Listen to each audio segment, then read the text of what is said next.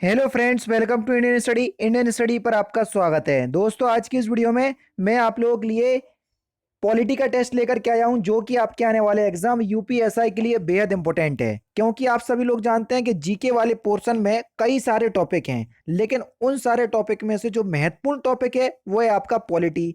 तो इसलिए मैं आपसे कहता हूं कि आप पॉलिटी पे अगर आपने कमांड कर ली तो आप ये समझ लीजिएगा आपका यूपीएसआई में जीके वाला पोर्शन जो है बहुत अच्छा हो जाएगा। क्योंकि यहीं से लगभग आपके जो क्वेश्चंस हैं वो आने हैं। तो इसलिए वीडियो को एंड तक जरूर देखिएगा, क्योंकि लास्ट में मैं आपसे क्वेश्चंस भी पूछूंगा और उसका आंसर आपको कमेंट बॉक्स में बताना होगा।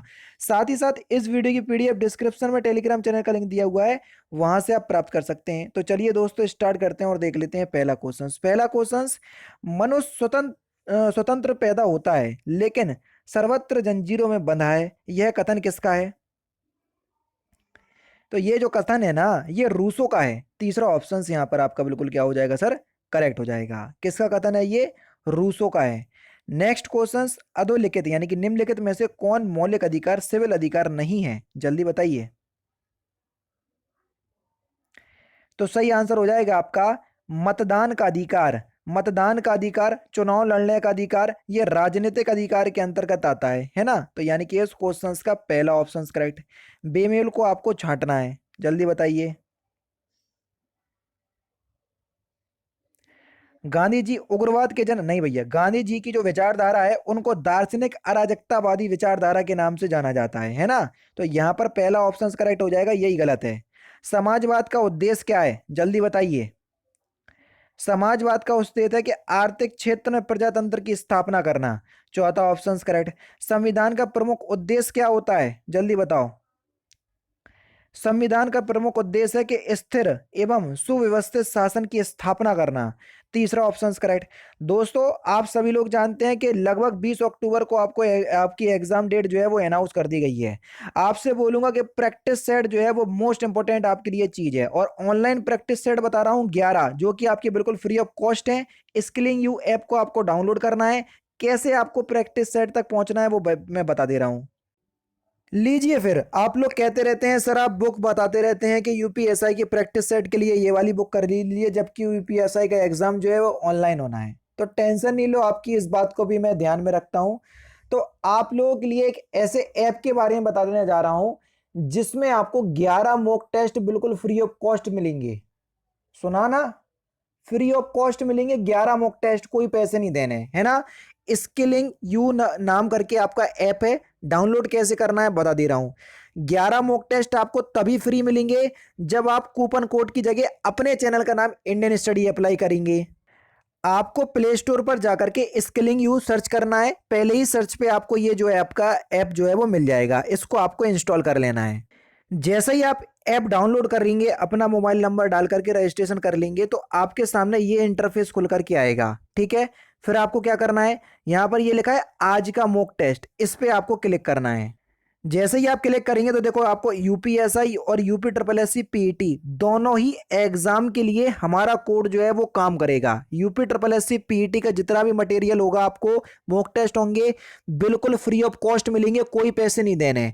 हमारा आपको इंडियन स्टडी कोड अप्लाई करना है। जैसे हमने यूपीएसआई पे क्लिक करा, देख लीजिए।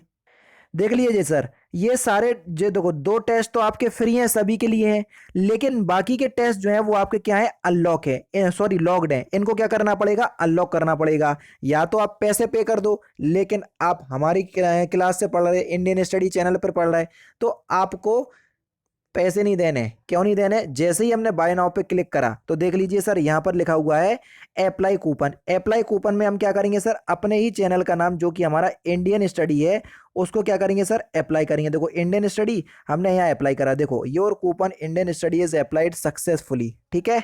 लो भैया, हो गया। ये आपको देखो बिल्कुल 0 रुपये में मिल रहा है, 1 रुपया भी नहीं देना है, बस सबमिट कर देना है। आपके जितने भी टेस्ट हैं वो आपके क्या हो गए सर, अनलॉक्ड हो गए। देखो, ये हम यूपीएसआई पे चले, सारे टेस्ट आपके अनलॉक हो गए ना? सारी चीज फ्री ऑफ कॉस्ट है, बस आपको अपना समय पढ़ाई पे देना है। सेम यही काम आपको UP triple S C PT में करना है। ठीक है? बिल्कुल फ्री ऑफ कॉस्ट है, इत्मीनान से घर पे बैठ करके तैयारी करो। 11 मॉक टेस्ट है, इन फ्यूचर इनमें हो सकता है कि आगे और बढ़ जाए। जो आप लोगों के लिए यूजफुल था वो मैंने आपको बता दिया, जैसा कि हम आपको हर वीडियो में बताते रहते हैं। नेक्स्ट क्वेश्चन से आपका कि विश्व स्तर पर सार्वजनिक कठोर संविधान किस देश का है? तो सही आंसर हो जाएगा संयुक्त राज्य अमेरिका का। तीसरा ऑप्शन करेक्ट। कठोर संविधान वह है जिसमें संशोधन विशेष प्रक्रिया द्वारा होता है। दूसरा ऑप्शन बिल्कुल करेक्ट। अध्यक्षात्मक प्रणाली में कौन किसके प्रति उत्तरदायी होता है? मंत्रिपरिषद राष्ट्रपति के प्रति उत्तरदायी होता है, लेकिन सामूहिक रूप से अगर बोले तो वो लोकसभा के प्रति होती है, ये भी ध्यान रखना, ये व्यक्तिगत रूप से होती है। संसदीय शासन प्रणाली का जन्मदाता किसे माना जाता है? Important questions. तो सर संसदीय शासन प्रणाली का जन्मदाता ब्रिटेन को माना जाता है। पहला ऑप्शन करेक्ट। नेक्स्ट क्वेश्चन, स्वतंत्र भारत के बाद भारतीय राष्ट्रीय कांग्रेस के विभाजन किस वर्ष हुआ? तो ये कब हुआ स्वतंत्र भारत के बाद? 1969 में। दूसरा ऑप्शन करेक्ट। राम मनोहर लोहिया ने समाजवादी दल की स्थापना कब की? तो ये की गई है आपकी 1955 में। पहला ऑप्शन करेक्ट। दबाव गुट का प्रमुख उद्देश्य क्या है? जल्दी बताओ, दबाव गुट का प्रमुख उद्देश्य। तो दबाव गुट का प्रमुख उद्देश्य है शासकीय अधिकारियों को प्रभावित करना। चौथा ऑप्शन करेक्ट। क्या है दोस्तों? शासकीय अधिकारियों को प्रभावित करना। चौथा ऑप्शन करेक्ट। संघ सरकार निम्न कदम उठा सकती है। कौन से कदम उठा सकती है? प्रत्यायोजित की गई सभी या किन्हीं शक्तियों को अपनी इच्छा से वापस ले सकती है। दूसरा ऑप्शन करेक्ट। प्रदत्त व्यवस्थापन में वृद्धि का कारण क्या है? तो सही आंसर हो जाएगा व्यवस्थापिकाओं की व्यवस्था, यानी कि इस क्वेश्चन का पहला ऑप्शन करेक्ट। जिस देश में बहुदलीय प्रणाली है वहां पर संसदीय पद्धति में सरकार अस्थिर रहती है। दूसरा ऑप्शन करेक्ट। किस प्रणाली में व्यवस्थापिका का राष्ट्रपति से पृथक व स्वतंत्र अस्तित्व होता है? अध्यक्ष प्रणाली में। दूसरा ऑप्शन करेक्ट। नेक्स्ट क्वेश्चन से आपका कि द्वैध शासन की स्थापना की गई? तो द्वैध शासन की स्थापना 1919 में की गई। पिछड़े वर्ग के नागरिकों के लिए आरक्षण का प्रावधान है। तो ये 16(4) में है ना? पहले दूसरा ऑप्शन करेक्ट हो जाएगा। प्रतिषेध का अर्थ क्या होता है? जल्दी बताइए, प्रतिषेध का अर्थ क्या होता है? तो सही आंसर आपका क्या हो जाएगा सर? ये 16(4) का मतलब अनुच्छेद 4 है, अनुच्छेद 16 का 4वां पार्ट है ना? तो प्रतिषेध का अर्थ होता है आपका अवर न्यायालयों को अपनी अधिकारिता की सीमा में रहने के लिए वाद किया जाए। प्रतिषेध एक रिट है, ध्यान रखना। यह किस अनुच्छेद में है कि यदि राष्ट्रीय हित में यह आवश्यक है तो राज्य सूची के किसी विषय हेतु संघ अस्थायी विधान बना सकता है? तो ये किस आर्टिकल में है ये? आर्टिकल 249। दूसरा ऑप्शन करेक्ट।